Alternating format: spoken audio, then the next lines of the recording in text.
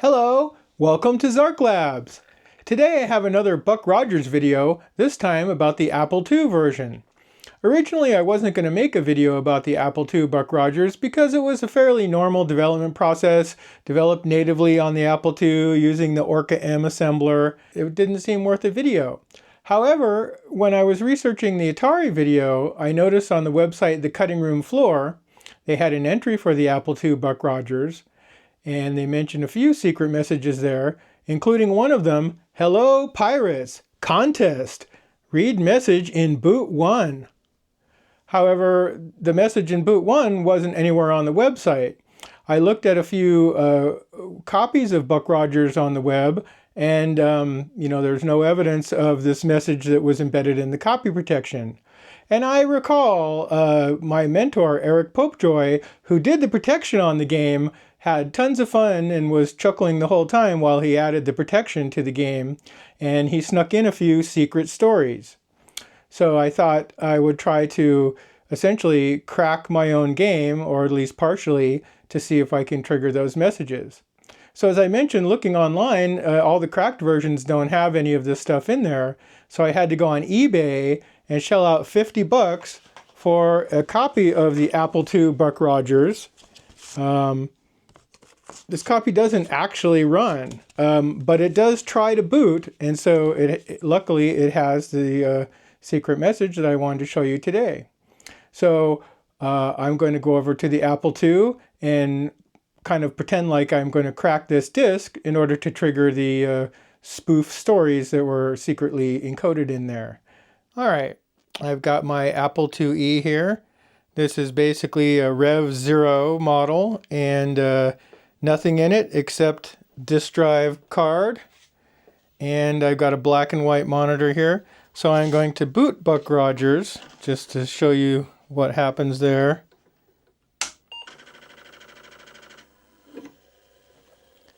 So as I mentioned, my eBay copy is not really working, but after a moment it will hit the boot sector, switch into graphics mode. Hit the boot sector, switch into graphics mode. There we go. And then tries to boot. Disk is damaged. Will not boot. However, since it boots enough to see the boot sector, we should be able to trigger the secret message. All right, now we're at the Apple II, and we're going to pretend like we're going to crack this program.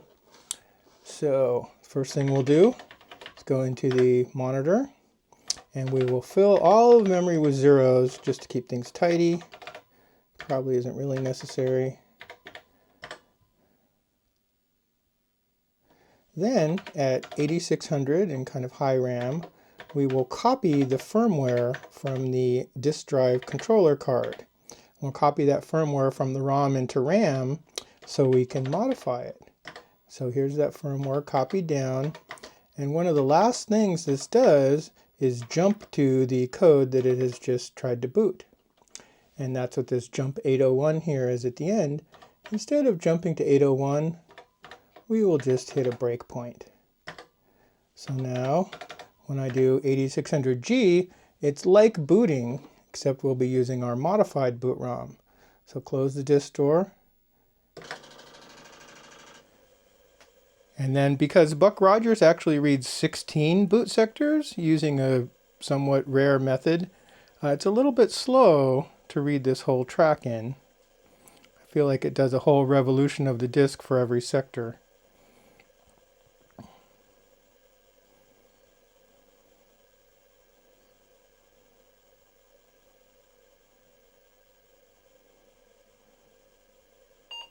And there it goes.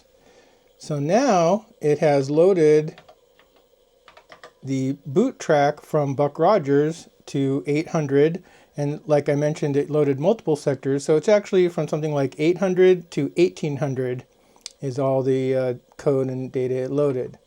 And so it's designed to look like kind of like a normal boot sector, but this is all decoy. And if you're a pirate, who doesn't really want to trace this, and tracing it's very challenging with illegal opcodes and, you know, basically things to confuse you all along the way. Just kind of looking through it here. Mostly a bunch of garbage, little snippets of code. Some of that's just garbage that looks like code. And then eventually, look up at around F100.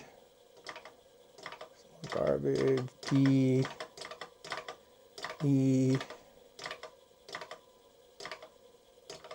pattern. A little bit of code. And if you know the Apple II, you can see this code basically turns on high-res graphics. And so turn on high-res graphics, clear the keyboard or something like that. Illegal opcode. Not sure what that is. Some other stuff. Oh, look. Jump indirect to F70. So if I look at what's at F70 and F71, F74. So if I'm a curious pirate and I go to F74 and look at it, there's some code there. And actually, if you do F74G, it will trigger the secret message. So this is a spoof of the A-Team intro, the Mission Impossible intro, and the Star Trek intro. So I'll just let it record here, but I'll read it so you don't have to try to decode the Apple II uppercase screaming font. This is the story of a crack group of commando programmers working behind closed doors. These assembly language programmers created Buck Rogers for the Apple. When they emerged, they were arrested for the worst game theory committed to code and were sentenced to 2.5920E plus 09 milliseconds at debugging a combination COBOL Fortran program at a maximum security government installation. All this for a crime they didn't commit. The game theory for Buck Rogers was created by the one most dreaded source, a committee.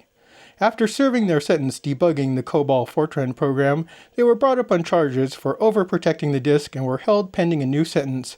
They promptly escaped after being told they had to convert the COBOL Fortran program to Ada.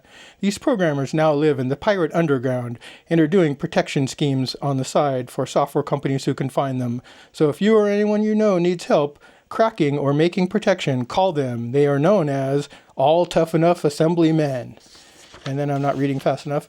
Your mission, should you choose to accept it, is to break and or copy this disk. Warning, this disk has been protected by the All Tough Enough Assembly Men, known usually only by the initials. This group led by Colonel Smith. Colonel Smith was himself at one time known to have participated in the art of cracking and is said to have had a few ideas of his own. Beware of false paths and overprotected tracks, as these may lead to dead ends and hours of frustration. And these are the voyages of the Pirate Galley Enterprise, whose 5-day mission is to explore strange new tracks and to boldly go where no sinkbite has gone before. You, as captain of the Enterprise, must guide your ship through the uncharted sectors of the disk.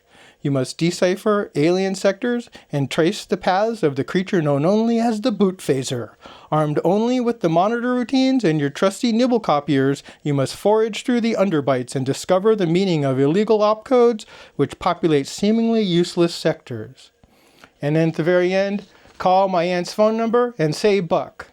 And by the way, hope you enjoy the game. And it prints a little bit of garbage and calls reset.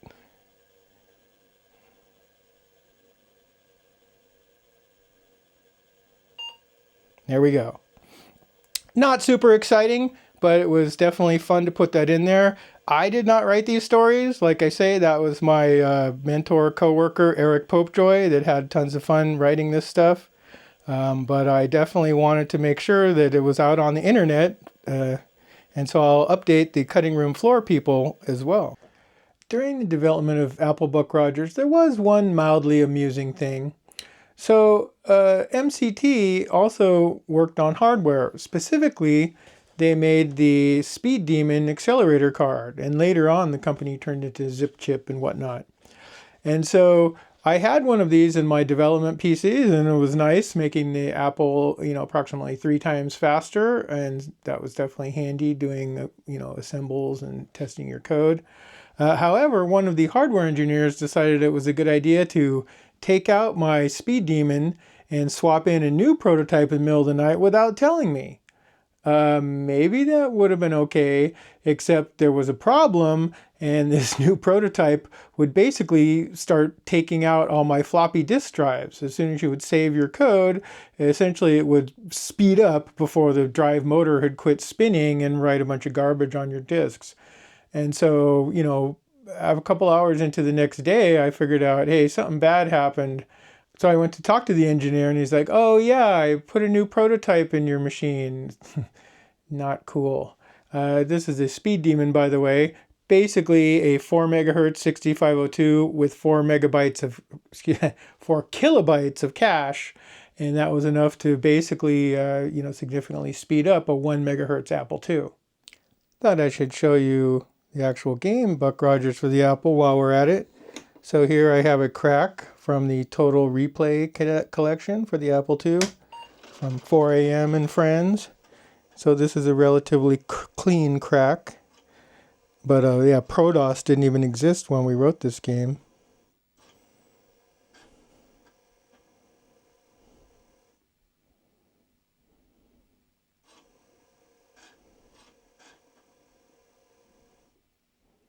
And there it is. I only have a keyboard.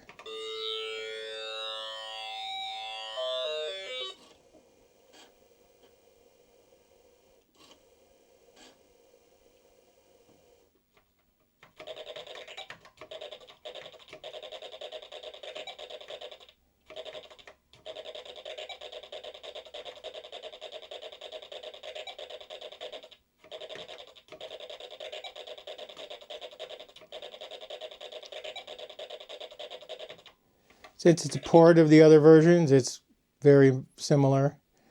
The one new trick that I'll show here is when I finally die, which could take a minute. Or I should say when it's game over, there's a little game over effect that wasn't on the Atari.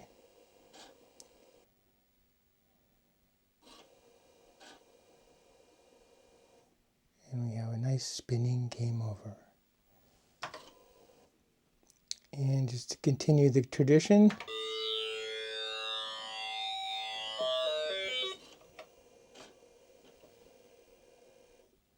KEN space, and there's Infinite Men, and it kind of garbles the screen for one round, so you know that it took effect.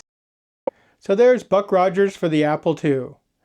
It's probably my last Buck Rogers video, at least for a while. And I think I'll step away from the 6502 for my next video and go to the 16-bit world and the 68,000.